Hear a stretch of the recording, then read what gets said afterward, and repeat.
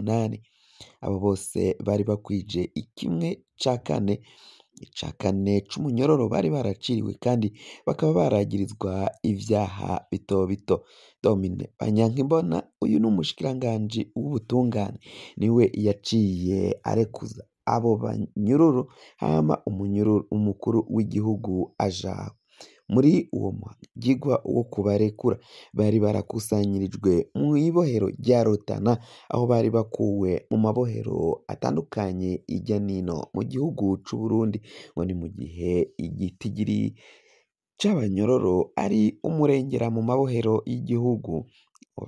Abantu bakaba batanguye kuvuga ko ivyo ata n'umwe atobishima, ko ico umukuru w'igihugu yaciye akora ari ikintu kiza, ariko umushikiranganji w'ubutungane Domine Banyankimbona kw'itegeko nk'uko itegeko ry'Uburundi ribitegekanya ngo yokabaye arekura benshi barengera abangaba mu rwego rwo kugabanya igitigiri c'abanyororo bapfungirwa mu mabohero. Naho ngaha mu gihugu cacu c'Uburundi ishirahamwe CNIDH rijejwe riharanira agateka ka zina muntu n'abapfunzwe bakaba baragendeye ibohero rya Gitega, baragendeye uwahora ari umushikiranganji wa mbere General Alain Guillaume Bunyoni, bamusura bamugendera nyine aho apfungiye kugira ngo barabe ko hakwije nyine ivyankenerwa vyose. Aya makuru tukaza kuyabashikiriza. Naho ivy'imbonerakure Ronje, Aruberex na Kamatari baciye bagandagurwa kw'itegeko ry'umukuru w'igihugu n'itegeko ry'utwara iperereza Ildefonse Habarurema, baciye bagandagurirwa ngaho muri zone Gatumba mu ntara ya Bujumbura. Navyo tukaza kubibashikiriza bishasha kuri iyo dosiye. Ntuze uje kure, mu kanya ido n'ido.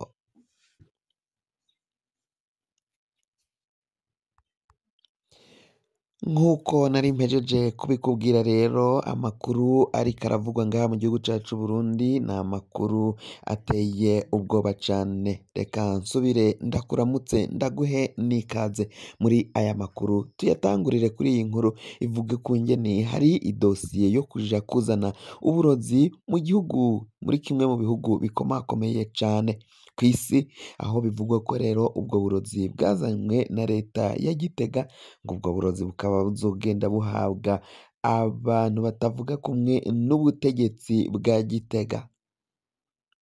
Abo bantu ku rutonde canke kw'ilisite hariho umumenyeshamakuru Bob Rugurika. Uyu ni umwe mu bamenyeshamakuru barongoye Radio Publique Africaine, Radio RPA, ijwi ry'abanyagihugu.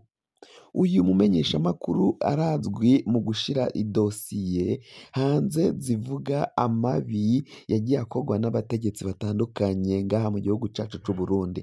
Uyu mumenyeshamakuru akaba ari uwa mbere kuri uru rutonde agomba kuzohabwa iyo sumu yaciye igugwa hanze muri kimwe mu bihugu bikomakomeye cane kuri iyi si. Bikaba bivugwa ko rero uyu mumenyeshamakuru agomba gukorerwako kugira ngo atazobandanya avangira canke akoroga ubutegetsi bwa Gitega mu bihe tugiye kwerekezamo vy'amatora mu mwaka w'2025, mbere kandi n'amatora y'umukuru w'igihugu mu mwaka w'2027.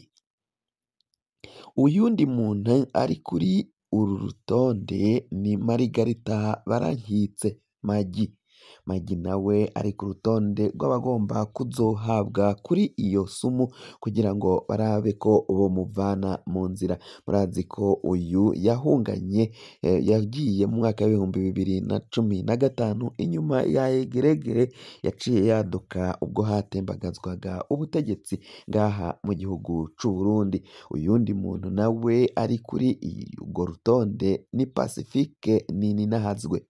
Pacifique Nininahazwe uyu arazwi aba mu bihugu vya Buraya, nawe ahora yandika inkuru zivuga ku mabi no ku mutekano, ku bintu bitandukanye, ingingo zitandukanye ngaha mu gihugu cacu c'Uburundi, ariko cane cane ku mabi y'abategetsi b'u Burundi bagenda bakorera abenegihugu.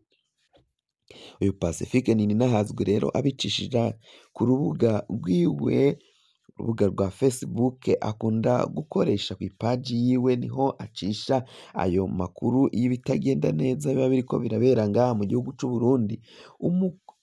Uyu mugabo nawe akaba afite n'ishirahamwe Focode arongoye, nawe akaba ari ku rutonde rw'abagomba kuzohabwa kuri iyo sumu mu batavuga kumwe n'ubutegetsi bwa Gitega. Uyundi nawe ari kuri urwo rutonde ni Leonidas Ngendakumana, uyu akaba yarahoze ari umujenama w'umuhisi Petero Nkurunziza, nawe akunda kumvikana avuga ku bitagenda neza n'amabi atandukanye akorerwa ngaha mu gihugu cacu c'Uburundi. Uyu nawe ngo akaba agomba kuzokorerwa ko mu bazohabwa kuri iyo sumu yaciye ija kugurwa mu makungu. Uru rutonde ruriko abantu benshi cane, benshi batandukanye bagomba kuzokugwa mu nzira, tutibagiwe n'umutama Agathon Rwasa nawe ari kuri urwo rutonde.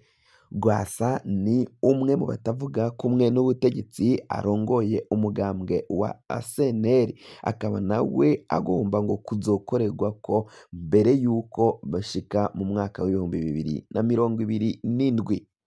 Ivyo ntibiriko biragenda bivugwa, ubwo burozi bwashitse ngaha mu gihugu c'Uburundi bukaba bwarazanwe na bamwe bo mu mugambwe wa CNDD-FDD mu rwego rwo kuvana mu nzira abatavuga kumwe n'ubutegetsi bwa CNDD-FDD, kandi biboneka ko babangamiye ubwo butegetsi bwa CNDD-FDD. Amakuru y'urwo rutonde rurerure cane, mu gihe tuzobandanya dukurikirana tumenye n'abandi bavugwa kuri urwo rutonde mu matohoza turiko turakora kugira ngo tumenyutse abandi bari kuri iyo lisite bagomba kuzogandagurwa n'ubutegetsi bwa CNDD-FDD. Muri aya makuru twababwiye ko uwahoze ari umushikiranganji wa mbere General Alain Guillaume Bunyoni kuri ubu ngubu apfungiye mw'ibohero rya Gitega, nibura na Sixte Vingi, uyu arongoye ishirahamwe riharanira agateka ka zina muntu CNDH.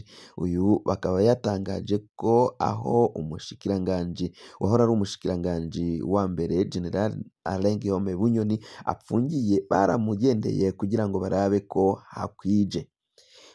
Aravuga ko rero basanze hakwije, kandi ko bazobandanya kugendera n'amabohero agiye atandukanye ngaha mu gihugu c'Uburundi kugira ngo barabe niba aho abanyororo baciye bapfungiye hoba hakwije canke hadakwije. Mu gihe hadakwije batange inama canke bahamagarire ubutegetsi guhindura iyo ngendo. Twababwiye kandi ko mu Gatumba ya dosiye ya za mbonerakure n'abasirikari babiri baciye bagandagurwa n'ubutegetsi ku itegeko ry'umukuru w'igihugu cacu c'Uburundi Varisito Ndayishimiye. Iryo tegeko ryatanzwe rivuye mu biro vy'umukuru w'igihugu, mbere kandi ariha General Ildefonse Habarurema akorera mu biro vy'umukuru w'igihugu, akaba atwara iperereza, yaciye amuha ibwirizwa ry'uko agomba kuja kugandagura abo basirikare bari banse kuja kugwana mu gihugu ca Repubulika iharanira intwaro rusange ya Kongo. Mu kuja kubagandagura rero harimwo abasirikare babiri n'imbonerakure zitandatu. Zimwe muri izo mbonerakure n'Inteziryayo Alberix, avoka mu ntara ya Cibitoke muri komine ya Mugina. Uyu akaba yaricanwe n'indi mbonerakure yitwa Kamatari, akicanwa n'indi mbonerakure yitwa Meshake, n'indi mbonerakure yitwa Ronje, tukaba tukibandanya gutohoza n'amazina y'izindi mbonerakure zaciye zicanwa n'abo baciye baja kugandagurirwa muri zone Gatumba mu ntara ya Bujumbura komine Mutimbuzi. Izo mbonerakure n'abo basirikare bagiheza kugandagurwa baraciye bahambwa mu kinogo rusange ngaho mu